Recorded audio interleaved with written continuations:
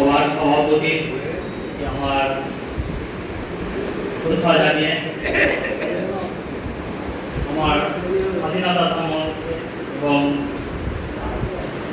আমাদের যে সাংগঠনিক সভা এই নিয়ে দু চার কথা বলব। আজকে যারা এখানে উপস্থিত হয়েছে তাদের সকলকে এবং বিশেষ করে যে দুজনের নাম না বলে নয়, আমাদের কৃষ্ণপদ স্যার এবং ঈশা বাবু, এই দুজনকে আমার তরফ থেকে বিশেষভাবে অভিনন্দন জানাই, যারা এই প্রোগ্রামটাকে অনুষ্ঠিত করতে পেরেছে। তো আজকের বিশেষ দিন, আমাদের ভারতবর্ষের ৮০তম স্বাধীনতা দিবস। সেই ৮০তম স্বাধীনতা দিবসে আমরা যে পেশায় কাজ করি, একটা স্বাধীন পেশা, সেই স্বাধীন ভারতের যে আমাদের পেশা, সেই পেশার সংগঠনের নাম হচ্ছে West Bengal self employed land server association. তো আজকে পূর্ব বর্ধমান জেলার সাথে আমাদের এই ওয়েস্ট বেঙ্গল ল্যান্ড সার্ভার অ্যাসোসিয়েশনের পতাকা উত্তোলন হয়েছে নয়নারপুরে কুড়িগ্রাম জেলায়। ঠিক এমনি করে কুড়িগ্রাম জেলায় আজকে অনুষ্ঠান হচ্ছে।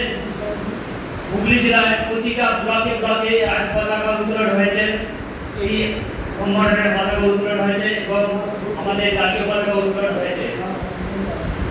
তো আমি প্রথমেই আমার ভারতবর্ষ স্বাধীন হয়েছে যে মহান বিপ্লবীরা তাদের আত্মত্যাগের মধ্য দিয়ে আমাদের স্বাধীনতা লাভ করেছে, সেই সাধারণের সেই তাদের আত্মবলিদানের ফলে আমরা স্বাধীনতা লাভ করেছি। সেই স্বাধীনতাকে পাথেয় করে আমরা স্বাধীন ভারতের যুগে আমরা আমিরা স্বাধীন হয়ে আমাদের স্বাধীনতা বহন করে নিয়ে যাওয়ার জন্য আমাদের সংগঠনের মাধ্যম দিয়ে আমরা এই স্বাধীনতা দিবসকে পালন করছি।